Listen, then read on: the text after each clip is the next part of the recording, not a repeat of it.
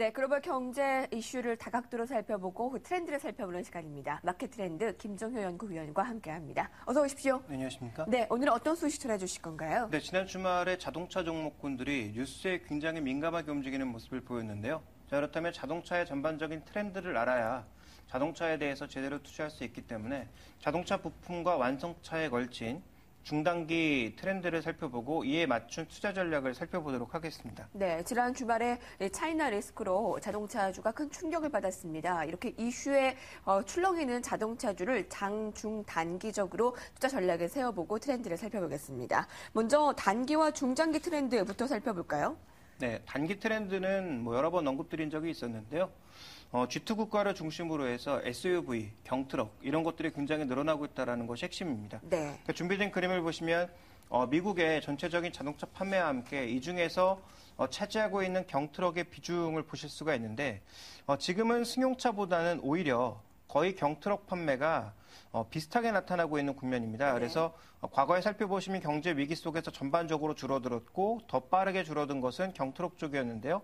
최근에 회복되는 국면 속에서는 경트럭도 굉장히 빠른 속도로 회복이 되고 있는 상황이고요.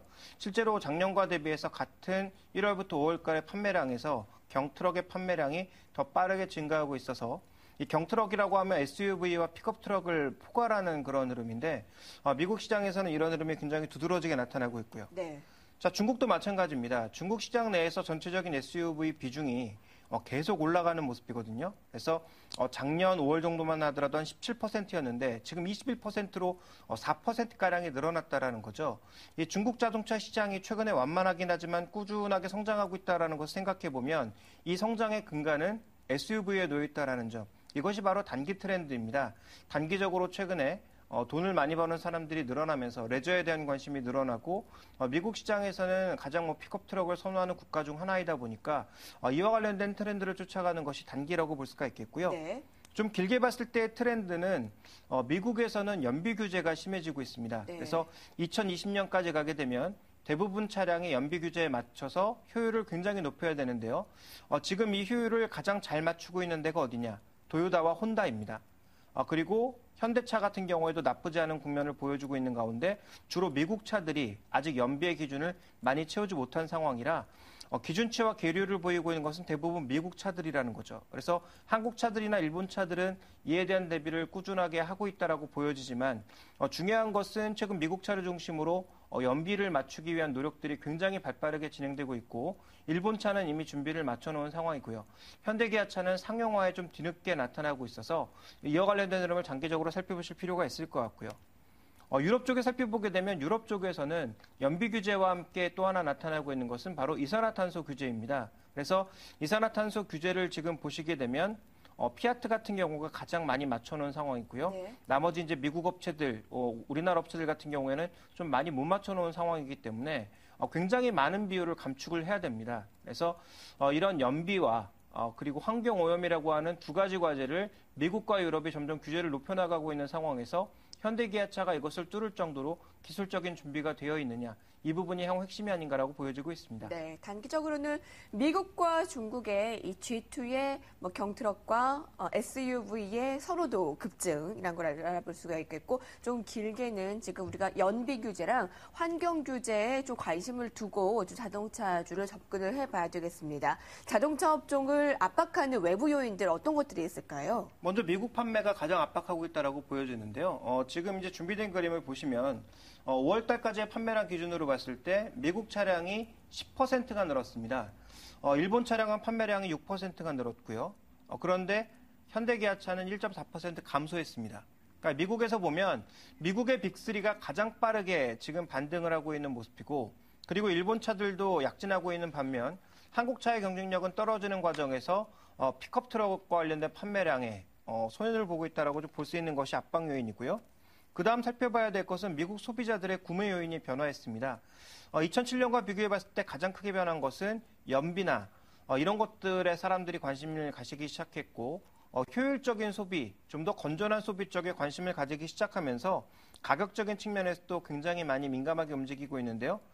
실제로 보시면 포드라든지 그리고 이 폭스바겐의 전반적인 움직임은 신차가 나옴에도 불구하고 즉 연식 변경에 따른 여러 가지 업그레이드가 있음에도 불구하고 전부 자동차 가격을 하향시키고 있습니다. 즉 현대기아차도 그동안 미국에서 꾸준하게 판매 가격을 높여오면서 이익률을 끌어올렸는데요. 다른 차들이 모두 가격을 끌어내리고 있는 구간에서 현대기아차만 가격을 끌어올릴 수는 없다라는 거죠. 그러니까 미국에서 점유율이 줄어들고 있는 가운데 이익에 대한 부담감이 좀 늘어나고 있다는 것이 가장 큰 부담 요인으로 판단해 볼 수가 있겠고요.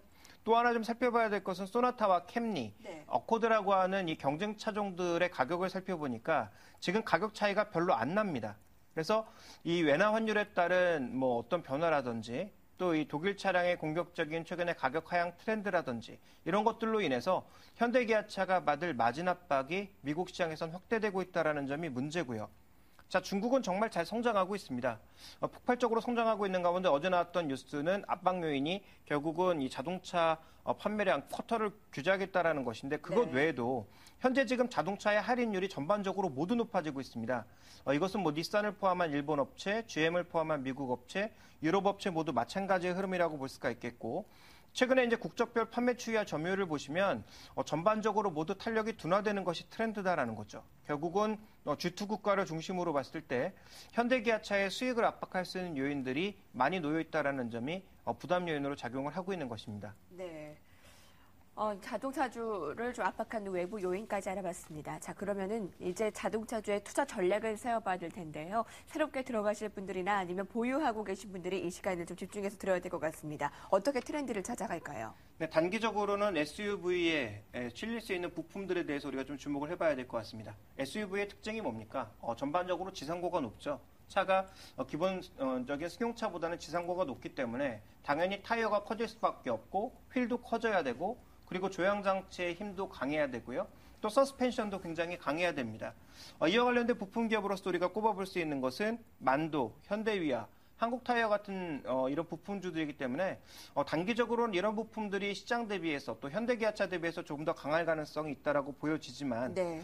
중장기적으로 봤을 때는 역시 현대차의 밸류에이션에 투자하는 것이 가장 좋아 보인다라고 판단하고 있는데요.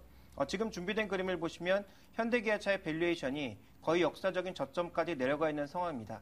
단기적인 압박 요인이 있어서 단기적으로는 부품주가 더 좋아 보이지만 장기적으로 보신다면 역시 현대차의 밸류에이션에 투자하는 것이 아직까지는 제일 적절한 투자 전략이 될 것이고 또 2분기 실적도 시장 예상치를 크게 하회하지는 않을 것으로 보여지고 있어서 단기적으로 본다면 현대차도 반등을 시도할 것으로 보여지고 있는데 네. 단기적인 모멘텀은 말씀드렸다시피 SU 부품이 더 강하고요.